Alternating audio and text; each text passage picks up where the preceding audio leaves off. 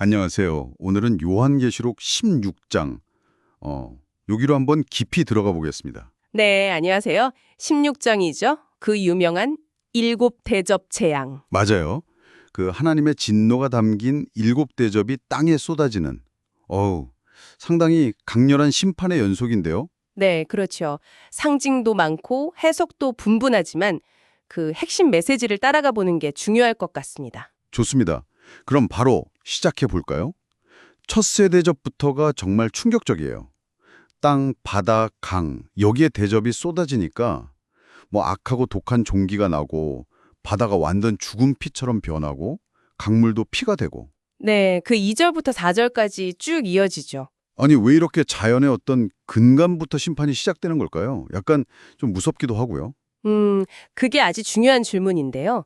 여러 해석이 있지만 우선은 창조 질서 자체가 파괴되는 걸 보여주는 거죠. 인간의 죄악이 자연 세계에까지 영향을 미치는 그런 그림으로 볼 수 있고요. 창조 질서의 파괴. 네.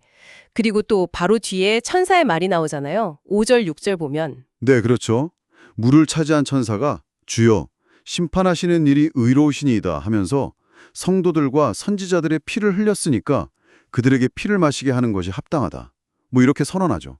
바로 그 부분입니다. 이게 그냥 재앙이 아니라 인간의 죄악, 특히 그 순교자들의 피에 대한 하나님의 공의로운 어떤 응답이라는 걸 보여주는 거죠. 뭐랄까, 피해는 피로 갚는다는 그런 상징적인 형벌인 셈이에요. 피를 흘렸으니 피를 마시게 한다. 상당히 직접적이네요. 네. 그리고 제단에서도 주 하나님 곧 전능하시니여 심판하시는 것이 참되시고 의로우시도다 하고 화답하잖아요. 7절에요. 그러니까 이건 그냥 무작위 재앙이 아니고 그 행위에 따른 공의의 실현이다. 이걸 계속 강조하는 겁니다. 공의의 실현. 네, 알겠습니다. 근데요, 이 재앙이 계속되는데 사람들의 반응이 좀 뜻밖해요. 그렇죠. 그 부분이 또 흥미롭죠. 넷째 대접이 해에 쏟아지니까 해가 막 불같이 뜨거워져서 사람들을 태우잖아요. 8절에. 엄청난 고통일 텐데 네, 상상만 해도 끔찍하죠. 근데 회개는커녕 오히려 하나님의 이름을 비방해요. 9절에요.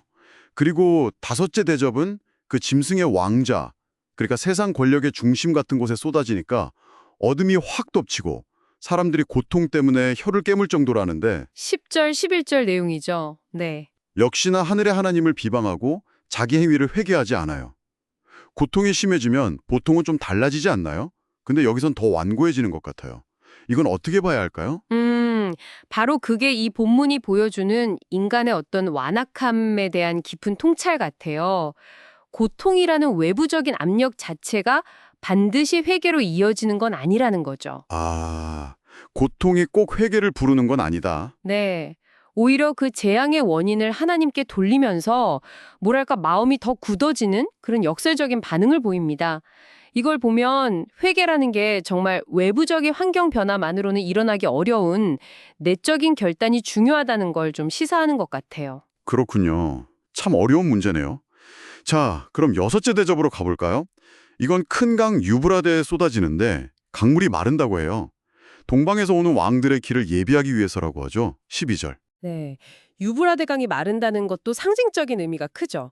고대 근동에서는 중요한 경계선이었으니까요. 그리고 바로 이어서 좀 기이한 장면이 나오는데 개구리 같은 더러운 영 셋이 용, 짐승, 거짓 선지자 입에서 나와요. 네, 13절. 그 더러운 영들이 또 이적을 행하면서 온 세상 왕들을 모은다고 하죠. 14절에요. 맞아요. 어디로 모으냐면 하나님, 곧 전능하신 이의 큰 날에 있을 전쟁을 위해서. 그 장소가 히브리어로 아마겟돈이라고 불린대요. 16절에요. 이 아마겟돈 전쟁, 이거 진짜 문자 그대로의 전쟁일까요? 아마겟돈이라는 이름 때문에 많은 추측이 있었죠. 근데 대부분의 학자들은 이걸 어떤 실제 지리적인 장소에서의 군사적 충돌이라기보다는 뭐랄까 선과 악의 최종적이고 영적인 우주적인 그런 대결을 상징하는 무대로 해석하는 편입니다. 영적인 전쟁의 상징. 그렇죠. 그 더러운 영들이 행하는 기적이라는 것도 결국 사람들을 미혹하고 속이는 어떤 기만적인 술수를 의미한다고 볼 수 있고요. 전능하신 하나님의 그 마지막 심판의 날, 그 최후의 대결을 위해서 악의 세력들이 총집결하는 그런 그림인 거죠. 중간에 근데 갑자기 보라 내가 도둑같이 오리니 누구든지 깨어 자기 옷을 지켜 벌거벗고 다니지 아니하며 자기의 부끄러움을 보이지 아니하는 자는 복이 있도다. 이런 경고가 삽입되어 있어요. 15절에요. 네, 그게 또 중요한 메시지죠. 이 마지막 영적 전투가 벌어지는 혼란 속에서도 믿는 사람들은 정신 차리고 깨어서 자신의 믿음, 그 옷을 잘 지켜야 한다는 그런 촉구로 볼 수 있습니다. 방심하지 말라는 거죠. 긴장감을 늦추지 말라는 거군요. 자, 드디어 마지막입니다.